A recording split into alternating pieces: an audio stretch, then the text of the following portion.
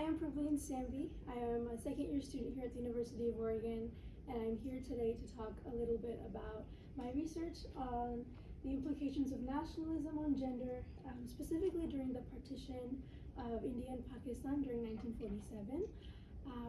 My research was looking at impacts on women, and I chose the region Punjab explicitly because during the partition, the border between India and Pakistan was decided to go through this region, which is why it led to a lot of discourse, a lot of violence in this region. Okay.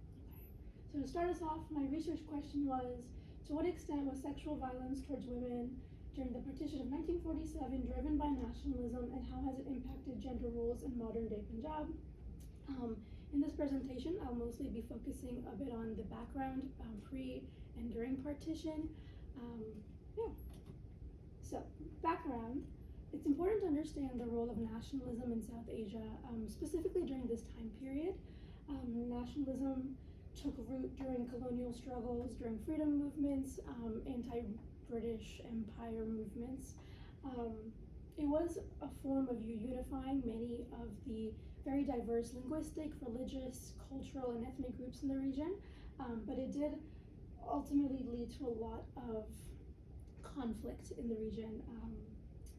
And so, that being said, within my research, I noticed that a lot of the sources came from male perspectives that had a lot of political and social influence. And what that came off as is it neglected the experiences of women and even the women scholars and the women who did partake in those freedom movements. They weren't being acknowledged as much as the men were. For example, like Gandhi, Nehru, and Jinnah are all very common, prominent figures that we hear about when we talk about South Asian independence. And that does tie into gender roles and how women are given particular roles in society. One specific institution I want to talk about is the Parda system. So Parda literally translates to veil or curtain, and it wasn't just a way of like physically prohibiting women in spaces, like having to veil, but also social segregation within spaces in homes and outside of their safe spaces, so out in the community. And that ties into purity culture.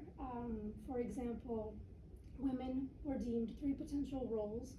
It's either being a virgin, a wife, or a widow. And I want to emphasize how these 3 roles are essentially dictated by men in these women's lives.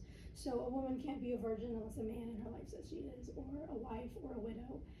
This also falls into codependence that we see within purity culture in South Asia. So a virgin is dependent on her father, like he's meant to be her protector. Same goes for a husband for his wife, and for a widow it's her son.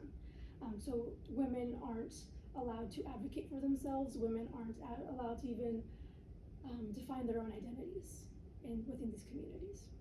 And how this ties into nationalism is that the partition was explicitly about land division. And it wasn't these South Asians dividing up their own land based on their communities. It was the British doing that for them. And that led to a lot of conflicts, people wanting their own land, their own property. When it comes to purity culture, we're equivalating women and land to property. So a very common phrase in South Asia, specifically for India, is you'll hear the phrase Mother India, refers to India as a woman, as a mother figure. Nationalism, as we know, can lead to militarization of nations. And that again plays into the whole protector role, that men need to protect women, men need to protect their land and their nations.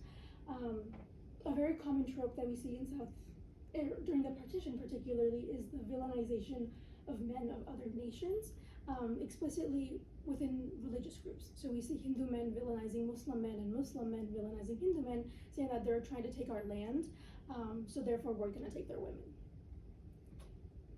So as for the partition itself, a lot of the violence, as I mentioned, was targeted towards women strategically. The British's departure from the region was very abrupt. They were leaving sometime during World War II, no longer wanted South Asia to be a colony, they couldn't afford it anymore. And so the maps that were drawn up were a little inaccurate to what they had already promised people in the region. Specific ethnic groups were promised certain land, and those promises weren't fulfilled, which led to more confusion, more violence, more discourse. I do want to say that since the main argument was on land, but then transferred over to women. Women's bodies then became the battleground for male masculinity to be asserted and for religious supremacy to be asserted. A lot of the violence, which was physical, did lead to a lot of mental turmoil, a lot of trauma, a lot of pain. So some of the violence was kidnapping, abductions. Women were forcefully taken out of their homes during riots when their villages were being burnt down by rioting groups. Mass rapes. Women were being stripped naked and paraded down streets, having specific religious symbols being carved or burned into their skin, kind of like cattle branding. And so some implications with all that being said that I saw specifically on the literature on partition were how again, it was heavily male dominated. Even the secondary sources within the literature for partition were heavily dominated by men, which ultimately neglects the experiences of women because we're not getting those firsthand experiences or even through secondary sources. But when we look at oral history, it's a little bit different. I want to mention that socioeconomic status does matter here a lot because the majority of the country was very poor at the time of the partition, and many women weren't educated in like a schooling sense, so a lot of people couldn't read or write at that time. And so oral history is where we have to turn to get a better understanding. But even then, there was a lot of restriction on women. In some studies where researchers went in to interview women, they were very hesitant to share their experiences, and especially when there were like men in the room, they wouldn't speak at all. Specifically, if there were men that they knew that were family members, they would just ignore the questions and they wouldn't speak. So as for what is next for my presentation, or my research, excuse me, I would love to continue broadening the scope of my research. So I mentioned a bit more about India than I did Punjab. I think it would be very interesting to do a case study comparing the two regions and looking at government policy to see how women were impacted post-partition and how their governments decided to deal with post-partition violence and discourse within the region as the countries and nations were coming to be and they were establishing themselves as nations. And also looking at impacts on men could be very impactful, looking at how intersex individuals and transgender individuals were impacted. South Asia has a very rich history in having these communities, very well thriving communities that aren't spoken about a lot. So that is definitely another take that I would like to take onto my research. Great, thank you so much. Thank you for having me and listening to my presentation.